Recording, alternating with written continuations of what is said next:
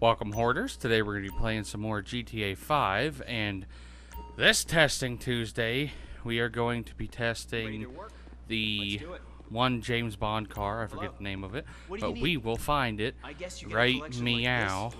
I think it's under Garage 3, or 2, or 7. Okay, I know it's in one of them. Don't you rush me. If in doubt, speak in business cliches.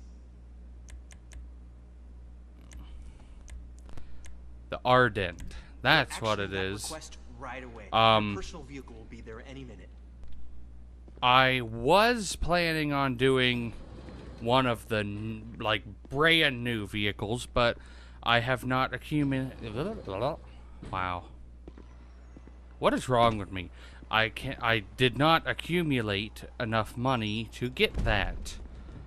Yay, $1,000 bounty on me, and a lobby that's how many people? 15. So there's 14 other people. Can't have that on. This is maxed out, I do believe. I'm gonna go check, but it does sound really good, which surprised me. Okay, so it's the Ocelot Ardent. That's what it is. I tried to make this as close to the James Bond car that I could. The one thing that really upset me about this was the fact that you couldn't drive it in the water and use it like a submarine. I thought you could, but you can't. And I was like, that's about right. Come on. Here for the magic touch. Oh, okay. So you can get liveries for this, but I'll never use them. Okay, got that. Engine. Got that. There's music in the background. So if I keep talking, then I shouldn't get a copyright strike again, like I do all the time. We have that. And now we just have to check if we have the tires bulletproof. Yes, we do. Okay. I heard that having non-bulletproof tires, like just if you have stock tires, I guess they drift better and they corner better. But since the dawn of time, since I've started the testing videos, every car I've tested has had bulletproof tires, so there's no other factors being changed. I just add bulletproof tires to every car I test. The one thing that I found that's odd about this, let me pull up here and get out. Okay, you see how, let me go into first, it'd probably be easier to show you. Okay, you see how there's a window there, there's clearly glass right there, you can see it shining, and there's clearly glass right there. But the back window is up there. So those windows are essentially doing absolutely nothing. And I could imagine if this was, I don't know if the real life version has the windows in the back like this, but I imagine if they did, that would get really fucking dirty behind there, because all the rain, like if there was rain, it'd hit, and you know how sometimes if your car has a little dirt on it, or dust, like a little bit of dust or pollen or something, it will get all the dirt splashed mixed with the water thrown back there, and it would make this very dirty, although this isn't real life. There were so many things about this. I'm going to take you down and show you what I was talking about earlier. I do think this is a very interesting car, but it really let me down because this is a fairly expensive car. It was a little over $1 million for this, and all it does is shoot. However, not only can you shoot, you know how there's some vehicles that if they have the machine gun like mounted like I have right now, you can't switch and use other weapons. But this you can. You can use any handheld weapon and the machine guns that are used with it. But, let me, oh, goddamn. Okay. I don't know why I said that so weird. But, take this down here, and I'm going to show you, why I have, had to pay to get this car fixed on several occasions. What I did was shut off the lights because I don't think that matters if you have them on or not. But I drove through here, and you see how the front lifts up? I was like, this thing can go in the water. But it can't. If you've seen the one trophy truck, it has tires on the back, and if you drive it real quick, it'll float for a little bit. I did some forensic investigation, and I found out that there's a tire in the front, which is why the front floats like that. Does this have... This has like a ringer, like a little bell if your doors are open. Do you hear that? That's cool. Okay. Anywho, it is fairly quick. I think it's only rear wheel. Yeah, it's only rear wheel drive. That makes sense though. I already assumed that. It has. It's supposed to be a Lotus. Oh God. I forget what it is. I want to say a Lotus Esprit, which is what I think it is, but I might be wrong. Don't quote me on that. Wow. Oh, did you hear that backfire? This is a very nice car. I actually didn't get to... I mean, I got to, but I didn't look close enough to see the engine on this. I can't tell what size that is from here. It looks like an 8-cylinder. Looks like a straight 8. I'm not entirely sure.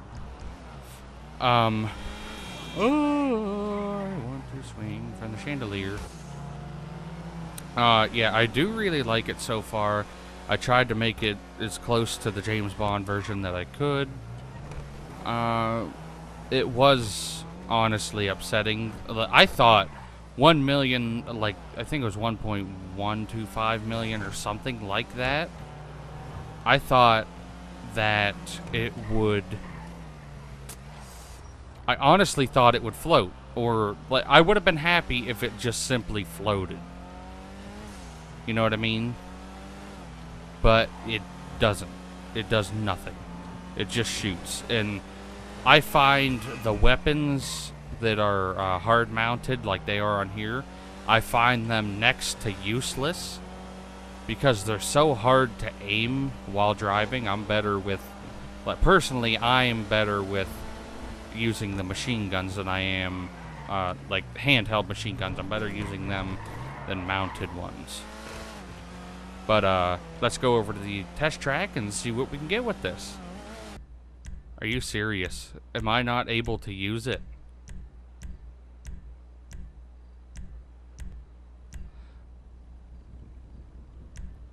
That is dumb. Well, it turns out that you cannot use this car in races. How about you don't do that, bud? So I'm going to do like I did with the half track, where I have to wait for it to download again, but I'm going to use the stopwatch app on my phone, and I'm going to try to do it as accurate as I possibly can, because these times do actually matter in some way. I mean, this car wouldn't matter that much because most of these videos are towards helping people with, like, figuring out what cars they want to be able to race with, what ones they should pick and stuff like that, or whatever use they want them for. But if you can't use this car in the time trial thing, I mean, it doesn't matter all that much, but you do find out stuff like that, which is nice to know. And I got a message on my phone. Yay, okay, the GTA 4 video's up for tomorrow. That's nice to know. Yeah, I can get in here now, too.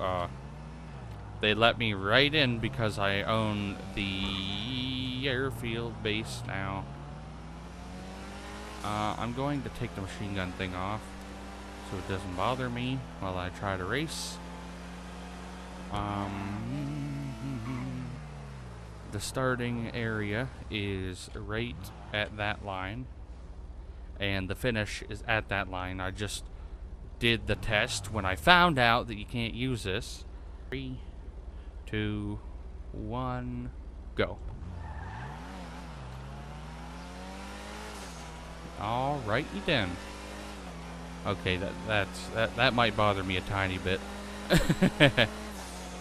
That the stopwatch is just moving pretty quick. Okay, we want to go up here, turn here, then we're gonna go across the X in the middle. Oh god, that's bright. Across the X in the middle, go the whole way down just about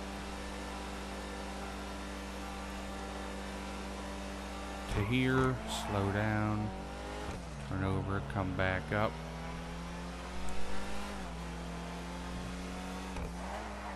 Cross there. Cross here.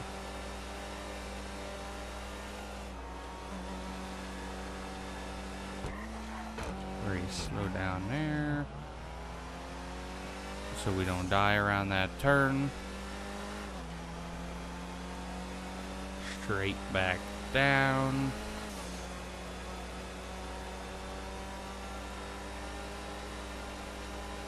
Where we will hit this back turn. Ooh. I was going a little quick there.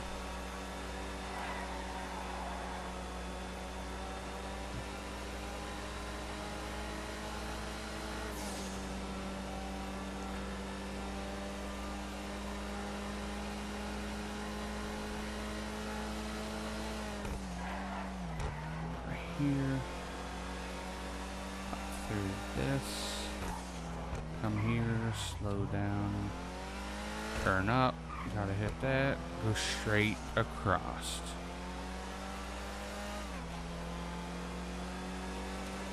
I'm really hoping that I did that all perfect. It appears as I have because the time is 2:14 as of right now. And stop. Okay. Because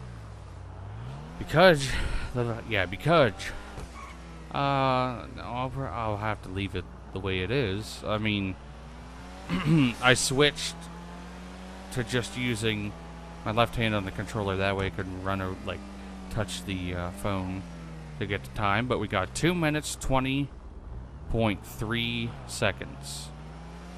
So let's head over to leaderboard and see where we placed. As you can see, the Ocelot Ardent didn't do too great, didn't do too bad. Kind of like most vehicles because how I pick them. This came in 27th place at 2 minutes, 20.3 seconds. I found out afterwards that the stopwatch I have isn't as accurate. It only goes to the 0.3, not the 2 digits over, or the 3 digits over like the other ones. But I guess that's close enough for a vehicle that doesn't really have much of a role in the game other than street, like driving around on the street and messing around. But like I said, it's not terrible, it's not great. It's about it's actually a little slower than you'd think a $1 million car would get you, but let's go over to the drag track and see if we can do any better on that. Reset, go. What did you do today? Oh, I tried not to get hit by AI cars. Okay. You never really have to worry much until you get into the tunnel, where the really, really stupid AIs are. And stop. 27.8 seconds. Okay, I don't know where that plays, so let's run over the leaderboard and find out. This time it actually did quite a bit worse. Instead of 27th place, and it ended up coming in 38th place at 27.8 seconds. I decided to put it before because, like I said, about the last test we just did, the stopwatch I added doesn't go, it's not really precise, so I just put that where it is, because it doesn't really matter, because it's not one that you're going to be using in races anyway, because it doesn't let you, but I mean, take it as you will. I honestly didn't think that they would do that. I thought they would just have it where it's like decommissioned and you could still race it, but that's all I got for this episode. I hope you guys enjoyed, and I will see you in the next one. I hope you guys enjoyed the video. If you did, please like, share, and subscribe to my channel, and don't forget to watch one of my previous, next, and related videos, and remember to follow me on Twitter and Facebook so you can get notified whenever I post a video. And I will see you guys in the next one.